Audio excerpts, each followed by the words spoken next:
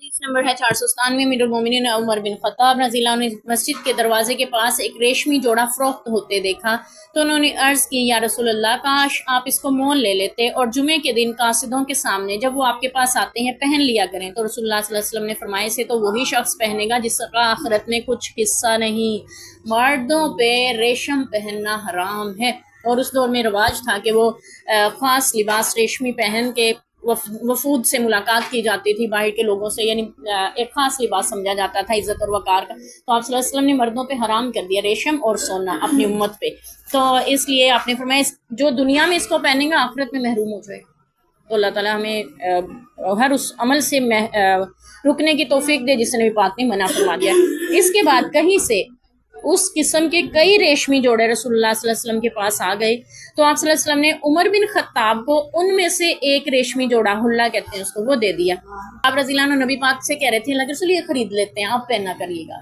خاص موقع پہ۔ تو آپ نے منع فرما دیا کہ اس کو تو وہی پہنے جو آخرت میں اس کا کوئی حصہ نہیں ہے۔ تو پھر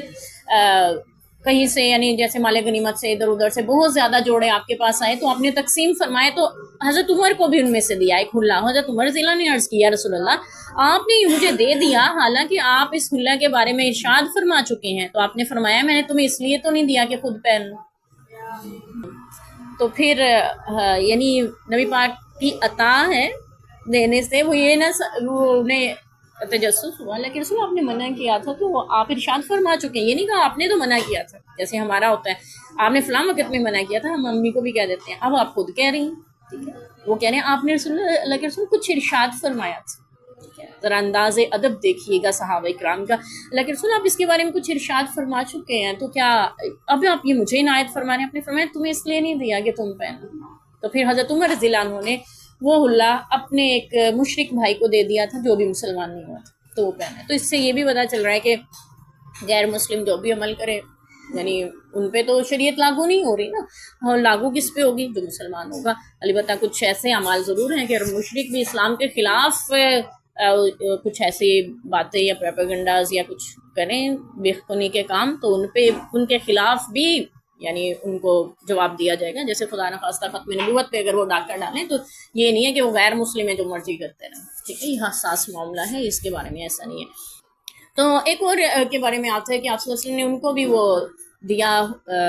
کوئی کپڑا آیا تھا کہیں سے تو انہوں نے خود پہن لیا، پہلے کپڑا بھی پہن لیا جاتا تھا، یعنی اس کو چادر کی طرح لپیٹ لیا جاتا تھا، تو آپ صلی اللہ علیہ وسلم نے فرمایا یہ تم نے کیا کیا؟ انہوں نے کہا رسول اللہ آپ نے تو دیا تھا ریشمی کپڑا، آپ نے فرمایا یہ تمہیں نہیں دیا تھا، اپنے گھر کی عورتوں کو دیکھ کے آؤ۔ تو پھر انہوں نے خواتین میں ان کو پھاڑ کر تقسیم کر دیا کیونکہ وہ بہت بڑا تھا تاکہ اس سے اپنے دوپٹے وغیرہ بنا سکیں۔ تو یعنی مردوں کے لیے ریشم پہننا حلال نہیں ہے، تو اگر کوئی دے تحفہ قبول کر سکتے ہیں، اس سے یہ بھی پتہ چلا ریشمی جوڑا قبول کر سکتے ہیں، اور پھر آپ کسی ایسے شخص کو وہ دے بھی سکتے ہیں، اس سے یہ بھی پتہ چلا کہ آپ کو ملا ہوا تحفہ آپ کسی اور کو بھی دے سکتے ہیں کیونکہ وہ آپ کی ملکیت ہے۔ تو شریعت ہمیں اس کی اجازت دیتی ہے، آپ اپنے تحفے کو بیچ سکتے ہیں، آپ دوسرے کو تحفہ موسی تحفے کو کسی اور کو دے سکتے ہیں، آپ کے استعمال کے قابل نہیں آپ کو وہ بھی دے سکتے ہیں، آپ کے استعمال کے تو نہیں کرنا۔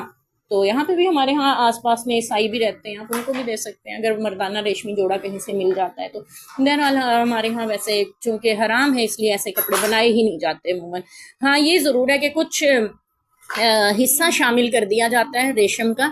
کپڑے کی خوبصورتی کے لیے، تو اس کی کچھ گنجائش موجود ہے شریعت میں، کیونکہ نبی پاک صلی اللہ علیہ وسلم کا ایک جبہ مبارک تھا جس کے بارے میں آتا ہے کہ اس کے کف پہ، اس کے گریبان پہ، اس کے دامن پہ ریشم کی پٹی لگی ہوئی تھی، اور آپ اس کو زیب تن فرماتے تھے جب وفود ملاقات کے لیے آتے تھے، یعنی وہ ایک خوبصورتی کے لیے کڑھائی بھی کہہ سکتے ہیں اس کو یا لگی ہوئی پٹی جو بھی تھا، تو یعنی وہ اس طرح سے تھا، تو اس لیے ریشم کا کچھ استعمال جائز ہے، یعنی کپڑے کے اندر ہو،